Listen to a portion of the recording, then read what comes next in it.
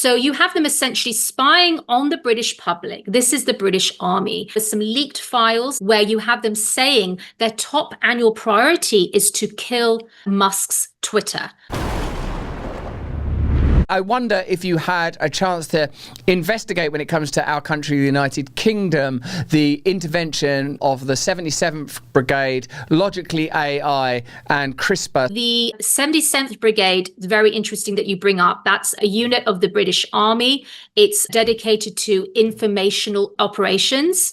And we know they had British public under surveillance, professors like Carl Hennigan under surveillance, and you have them looking at his tweets, what he was doing when he was criticizing the rule of six. This is to do with when we had lockdowns. So you have them essentially spying on the British public. This is the British Army. It's very disturbing, the machinery of censorship, Russell, which was at play.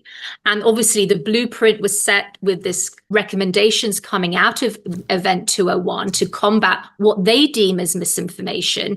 And essentially it's anything that deviates from their official sort of narrative. There are a lot of facets to this. You've got a lot of NGOs, these non-governmental organizations like the CCDH, the Center for Countering Digital Hate. So this is Imran Ahmed's outlet. It's a American and British NGO charity where essentially it provides the blueprint, it's the ideological engine for mass suppression, for mass censorship. They release a document called the Disinformation Dozen Report, and they claim that 12 people, including RFK Jr., is responsible for 65% of all the anti-vax sentiment online. So they highlight these people and they go after them, right?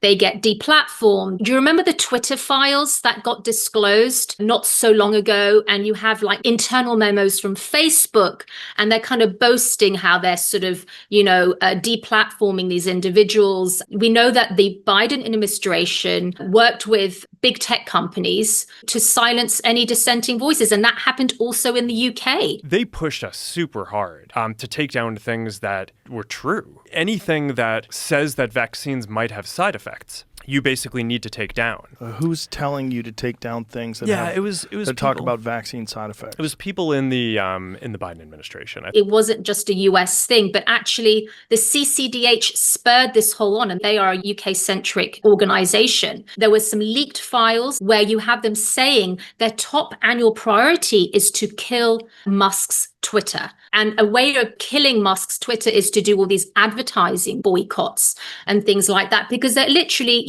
afraid of the truth, right? They want to silence people, deplatform any papers that raise the risk of these gene-based shots, right? This mRNA technology being retracted or not being able to get published, being smeared. But not only that, you had the injured. These are the vaccine injured and how they were treated. You have the BBC involved in this. So you have them boasting. They put forward an article where they are bragging that these anti-vax groups on Facebook, these are what they're calling the vaccine injured, anti-vax groups are using carrot emojis to circumvent the censors, right? And they're bragging how they alerted Facebook and they got those accounts taken down.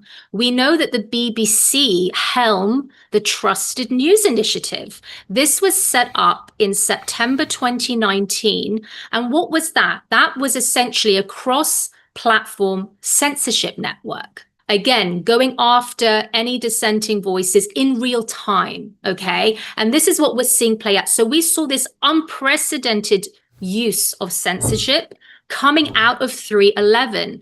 And I see 3/11, Russell, as a biological sequel to 9/11.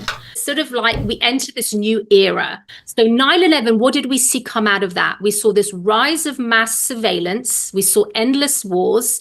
We saw the Patriot Act. With 3/11, what we're seeing this rise of biosecurity, okay? And this compliance, this citizen compliance with the state. I mean, don't you remember in lockdown how so many people, obviously being so scared, just obeyed? They followed the rules. They stayed home, they locked down, they died in their homes, right? Not of COVID, but of other like heart attacks and other ailments and diseases. So my mind still boggles what went on and how they weaponized fear.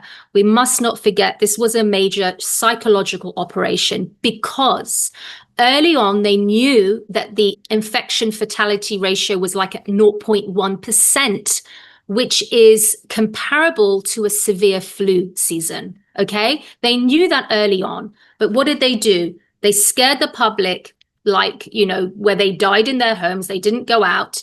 They coerced these novel shots on everyone, right? mRNA technology is a DARPA technology. And DARPA is obviously, as you know, the military research arm of, the Pentagon.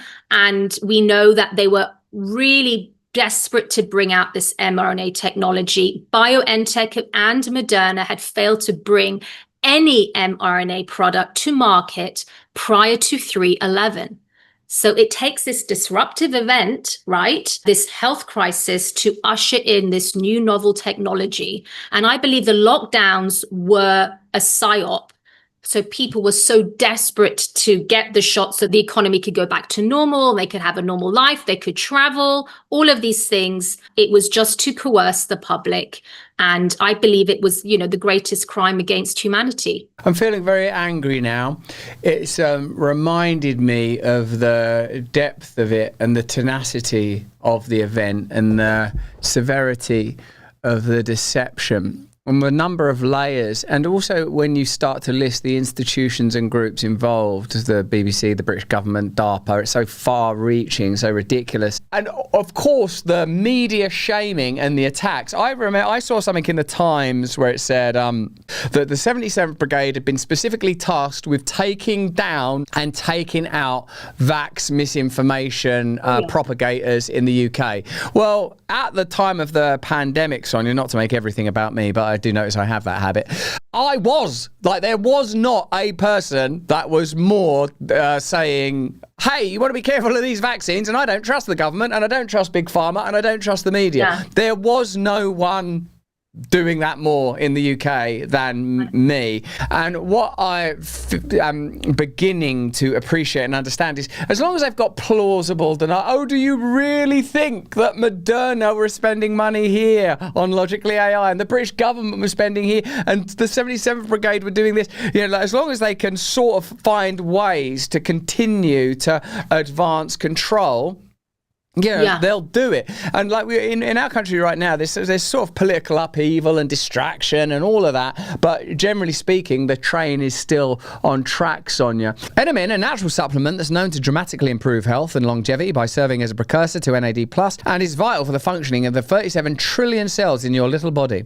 A recent Harvard study showed that NMN can help reduce weight, cholesterol, and even blood pressure in overweight adults. It's like the fountain of youth in a bottle. The FDA moved to strip NMN of its status as a supplement and reclassify it as a prescription drug. Why? Because a healthy, strong population is hard to control. But here's the part they didn't count on. The people fought back and won. The Natural Products Association, alongside Black Forest, took the FDA to court to keep NMN exactly where it belongs. It's a supplement that's available to you now without prescription, without a middleman, without Big Pharma's markup, and they beat them. NMN is in your hands today. NAD is critical to energy production in all cells. Levels of NAD tend to go down as we age. It's an absolute requirement for cellular health and life. You need it. Some years ago, other laboratories were starting to explore stimulating the NAD pathway as a tool for extending lifespan. You can't just take NAD, or you can, but it doesn't get into cells very easily. There are basically two ways that you can tickle this pathway, increase NAD. One is to take NMN.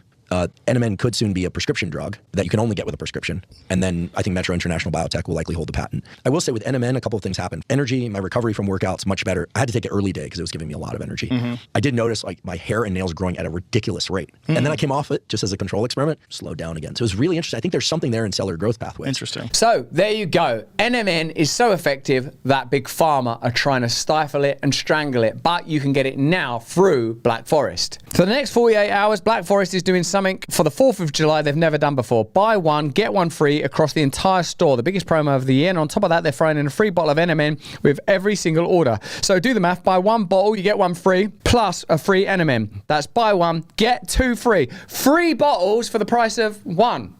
Yeah. In 48 hours, this deal will be over, so get it now. Click the link in the description. Buy one, get one free, plus that bottle of NMN. They tried to decide for you once before. Don't let them do it again. Click the link in the description to get your NMN right now. My book is out now. There's a link in the description for you to buy it. And if you want it for free as an audiobook, and I really like it as an audiobook, get both if you can. There's a link for that as well.